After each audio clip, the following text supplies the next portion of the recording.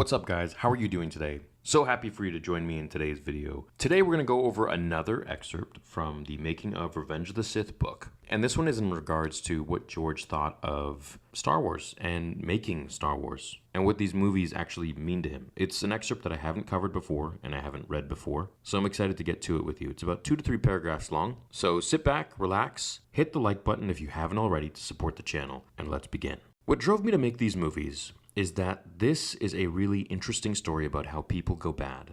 In this particular case, the premise is nobody thinks they're bad. They simply have different points of view. So kind of like what Obi-Wan said to Luke, from a certain point of view. This is about a kid that's really wonderful. He has some flaws, and those flaws ultimately do him in. The core issue, ultimately, is greed, possessiveness, the inability to let go. Not only to hold on to material things, which is greed, but to hold on to life. To the people you love, to not accept the reality of life's passages and changes, which is to say things come, things go. Everything changes. Anakin becomes emotionally attached to things. His mother, his wife. That's why he falls, because he does not have the ability to let go. Now, personally, I think a lot of us can agree, wherever you are watching this in the world, that many of us have this problem. We cannot let go. As humans, we all grow attached. We grow attached to our friends, our relationships, and these are the fundamental parts of being human. To feel loss, to know loss is there but not want it, to wish it wasn't the way it was. But alas, that is the Jedi way. To let go, to understand that this is reality and you cannot control the past any more than you can the suns from setting. It's almost like the older I get, the more I start to realize that the Jedi really did have, they had a ton of good points, but I also feel like they were just too strict. And this is why I always fell in love with Luke's way of being a Jedi Master, because it was much more humane. It wasn't so fearful of emotion. It was rather, okay, bring the emotion on and we're going to control it. And we're going to really put our Jedi abilities to the test. That's what I loved about it. Now, with this, Star Wars definitely is a from a point of view sort of thing, because nobody in the Star Wars universe thinks they're bad, right? I would bet a lot of money that Palpatine does not think he's bad, but rather thinks the Jedi are evil.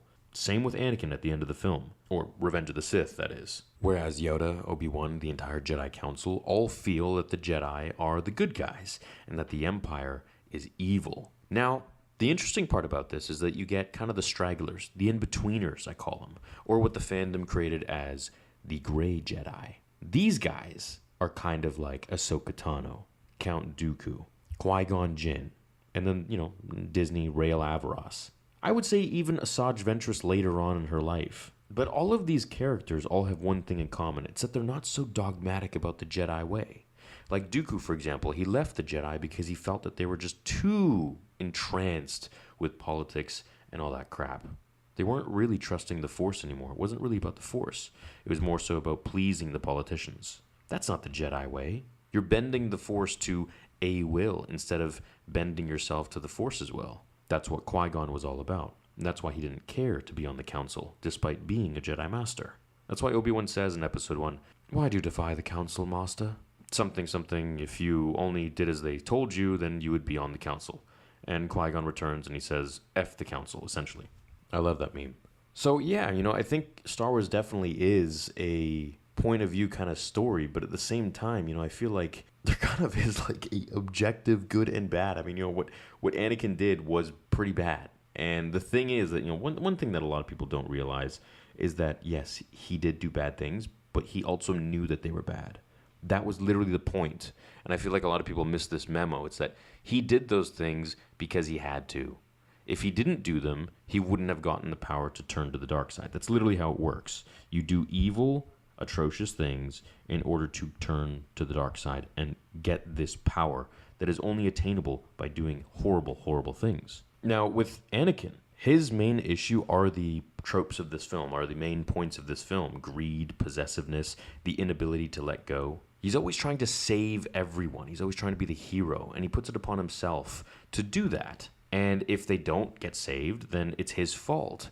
And so he puts it on himself to feel like he has to do this. He has to take care of everyone. And if he doesn't, then he wasn't strong enough. So how is he going to rectify this? By getting stronger and doing whatever he needs to do to be more powerful. George once said Anakin's whole thing about saving Padme wasn't so much about saving Padme, but it was more so about selfishness because he needs her. She didn't want him to do all those things. She didn't care for those things to be done in order so she could be saved. She would rather not those things happen. She was all about the people. She would have gladly sacrificed herself if it meant that everyone else would be able to live.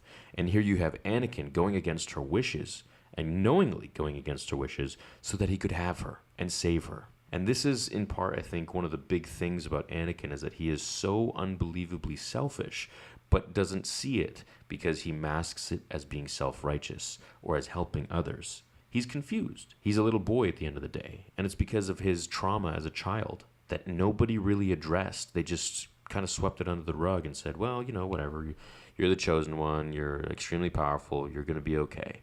But that's not what he needed. He needed a father figure, and he needed someone who would listen to him and not just thwart away all of his concerns like what Obi-Wan did. Now, I'm not saying Obi-Wan was terrible, but, well, yeah, I kind of am. Obi-Wan really wasn't that great of a master to Anakin. He definitely could have done a lot better.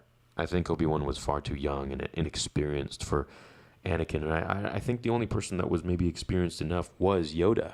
But even Yoda was far too strict for Skywalker. The only person was Qui-Gon Jinn. And after he died, it was unfortunate because that's literally what would have saved Anakin's life and the life of the entire Jedi. And I don't think Mace Windu made it any easier on Anakin either. I almost feel like George wrote Anakin Skywalker kind of like himself, not being able to let go of Marsha Lucas. But I'm not really sure. It's just kind of, the way he writes this as not being able to let go of the people that we love to accept the reality of life's passages and changes. Kind of feels like George was, going through it at the time. And I know that he really had a hard time with that divorce. So, I wouldn't be surprised if an artist like him would maybe put his pain into his own art. But hey, I don't know. So that's what George had to say about, the Star Wars movies and what he thought about them. I know this is not too important or interesting to the mass audience of Star Wars, all the people that come for The Mandalorian and all that stuff. But I know that the core